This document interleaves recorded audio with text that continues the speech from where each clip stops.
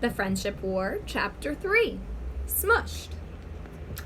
The next 2 days are super busy. All the regular beginning of school stuff, plus dealing with 3 new teachers, plus being swamped with homework, plus getting used to changing classes, which we didn't do last year. Ellie's in my homeroom, in all my classes except for science and math, and we sit together at lunch, so we're seeing a lot of each other. But I don't tell her about my trip to visit Grandpa, or about the stuff I found, especially the buttons. And I tell myself I don't care that for the past 2 years we've only had sleepovers at her house, never at mine. Never. And I keep telling myself I don't care what Ellie thinks about anything. But I know that's not true. I know I'm ignoring scientific evidence. How do I know this? Because it's Thursday afternoon, and when I get off the school bus, what do I see in our driveway? A wooden pallet, squat and square, loaded with 27 cardboard boxes full of buttons. And am I happy? Am I excited? No. I feel like a total dork. Right now, I would gladly trade all these buttons for one pair of cute purple and orange sneakers from Paris. There's a note from Mom inside the kitchen door. She's at Staples, and Ben won't get home till after his band practice. So I find a pair of scissors, and I go back outside and snip the plastic wrap off the pallet. I haul every box inside upstairs to my room, and then I drag the empty pallet to the side of the garage and lean it up next to the recycling barrels. I feel hot and tired and grimy and stupid. Back at the mill with Grandpa, owning all these buttons had seemed like such a wonderful idea. And now, not so much.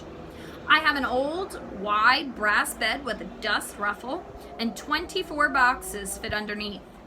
I stacked the last 3 boxes at the back of my closet, and now all the boxes are tucked away, but not really hidden. So, of course, at bedtime, Mom notices. They're full of what? Buttons. Little gray buttons. Grandpa and I found them in his old building, and he said I could have them. Well, that's very nice of him. If Mom's upset, she certainly doesn't show it. And I have a theory about why. When I was 8, I tried to collect all the acorns from 3 big oak trees in our backyard. I filled bucket after bucket and lugged each load up to my room to dump into a big blue plastic bin. When the storage bin was full, there were still tons of acorns left outside. Mom helped me estimate the number of acorns in my bin. More than 11,000. Then we searched online and discovered that in some years, one large oak tree can drop up to 10,000 acorns, which meant that there could have been almost 20,000 acorns still lying outside on the ground. We also read how deer and crows and wild turkeys and chipmunks and blue jays and squirrels love to eat acorns. Learning all these facts stopped my gathering, but my big bin of acorns sat in a corner for almost a year, until the whole upstairs of our house began to smell like moldy leaves. Then the acorns went away. So these buttons, Mom probably thinks they won't stick around forever.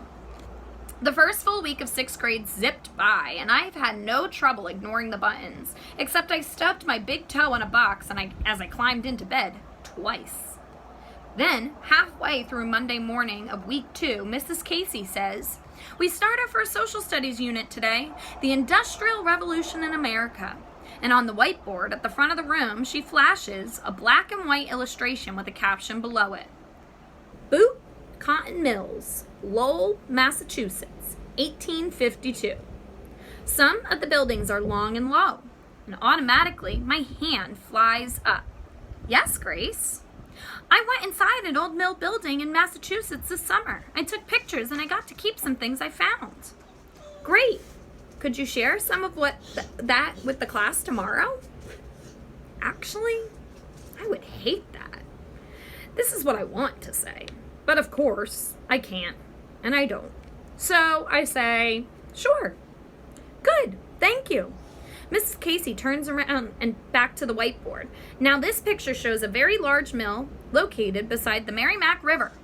In your reading at home tonight, I'd like you to find... I stopped listening. My face feels warm, and I want to remind the last minute and then delete it. Because my things from the mill, they're part of that afternoon I spent with Grandpa, poking around like archaeologists.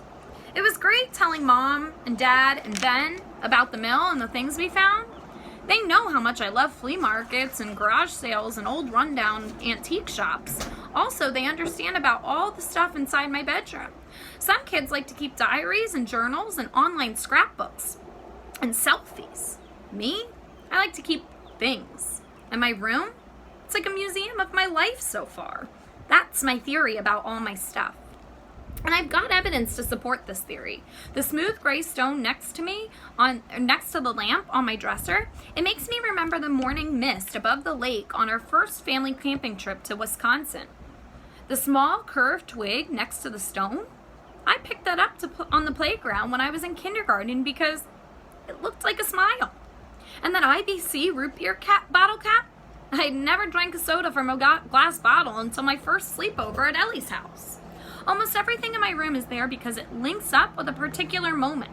And those moments are mine. And they're private. But there's no way to stop this. Tomorrow, my happy memories in the mill are going to get squished and smushed all around until they turn into a social studies lesson.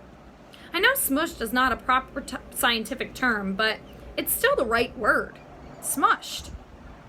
The one good thing, as far as the other kids and Mrs. Casey are concerned, my things from the mill will just look like a bunch of random historical objects. Still, I hate that my summer souvenirs are going to be studied and examined by the whole class. And probably judged, too. Especially by Ellie. The end.